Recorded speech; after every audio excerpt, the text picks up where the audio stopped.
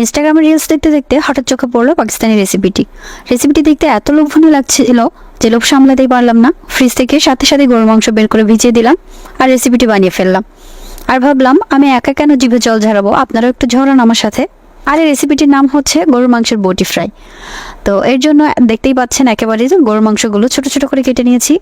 আর এর সাথে দিয়ে দিচ্ছি সামান্য পেঁয়াজ কুচি, 1 টেবিল চামচ আদা রসুন কুচি, আর দিয়ে দিচ্ছি 1 চা চামচ জিরা বাটা, স্বাদ মতো লবণ দিয়ে দিচ্ছি। দিয়ে দিলাম 1 টেবিল চামচ মরিচের গুঁড়া। আপনারা যদি বেশি ঝাল পছন্দ করেন তাহলে এর থেকে বেশিও দিতে পারেন।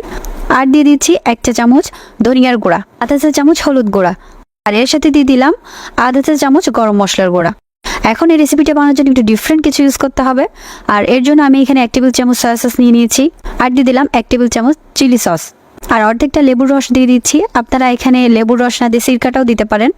এখন সব উপকরণগুলো মাংসের সাথে ভালোভাবে মেখে আমি প্রেসার কুকারে দিয়ে দিব। প্রেসার কুকারে দিয়ে প্রায় 15 থেকে 20 মিনিট মতো আমি এটা রান্না করেছি। আর এখানে আমার প্রায় 8 থেকে 10টা সিটি লাগছিল, আপনাদের এর থেকে কমও বেশি লাগতে পারে। তবে মাংসটাকে একেবারেই নরম করে ফেলতে হবে। আর দেখুন মাংসটা একেবারে পারফেক্টভাবে সিদ্ধ হয়ে গেছে।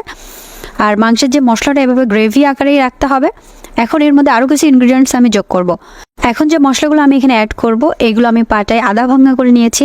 এখানে কিন্তু ব্লেন্ডারে একেবারে ব্লেন্ড করে নিলে হবে না, এগুলো আধা ভাঙা করে নিতে হবে। 1 চা চামচ মতো আস্ত ধনিয়ার গুঁড়া আধা ভাঙা করে নিয়েছি। আর দিয়ে দিচ্ছি 1 চা চামচ মতো জিরার গুঁড়া, আর 1 চা চামচের একটু বেশি চিলি ফ্লেক্স দিয়ে দিচ্ছি। এই মশলাগুলো এখন ভালোভাবে মাংসের সাথে মিশিয়ে 2 থেকে 3 টেবিল চামচ কর্নফ্লাওয়ার দিতে হবে। আপনারা এখানে আটা, ময়দা, কর্নফ্লাওয়ার যে কোনো একটা ইউজ করতে পারেন, কোনো প্রবলেম নাই। আমি এখানে কর্নফ্লাওয়ারটা দিয়েছিলাম। এবার কর্নফ্লাওয়ারের সাথে ভালোভাবে মাংসগুলো কোট করে একটি প্যানে মাংসগুলো ভাজার জন্য আমি তেল দিয়ে দিয়েছি। আর তেলটা যখন পারফেক্টভাবে গরম হয়ে যাবে তখন একে একে আমি মাংসের পিসগুলো দিয়ে দিচ্ছি। আর অবশ্যই খেয়াল রাখতে হবে চুলার আঁচ বেশি বাড়ানো যাবে না, একেবারে লো আছে মাংসগুলো ভাজতে হবে এবং বেশিক্ষণও মাংসগুলো ভাজা লাগবে না, যেহেতু মাংসগুলো আগে থেকে রান্না করা। এই জন্য 5 থেকে 6 মিনিট মতো এপিট ওপিট করে মাংসগুলো লালচে করে ভেজে নিলেই হবে। আর এখন মাংসগুলো ভাজা শেষ। দেখুন মাংসগুলো দেখেই কত লোভনীয় লাগছে এবং জাস্ট ওয়াও একটা কালার আসছে। মাংসগুলো দেখে আমার জিভে এখনই পানি চলে আসছে। যাই হোক, মাংসগুলো ভাজার পালা শেষ। এখন এখানে আমি আরও 2টা ইনগ্রিডিয়েন্টস অ্যাড করব।